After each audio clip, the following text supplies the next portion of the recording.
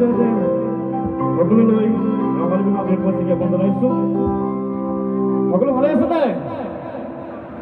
এটি হাত চুই মাৰিলে ভাল লাগিব। ধন্যবাদ। আপোনালোকৰ হাত চুই আমাৰ কাৰণে আশীৰ্বাদ।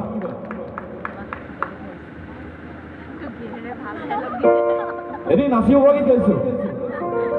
সকলো মোৰ লগত নাচিব, মোৰ লগৰবিলাক আছেই বাৰু।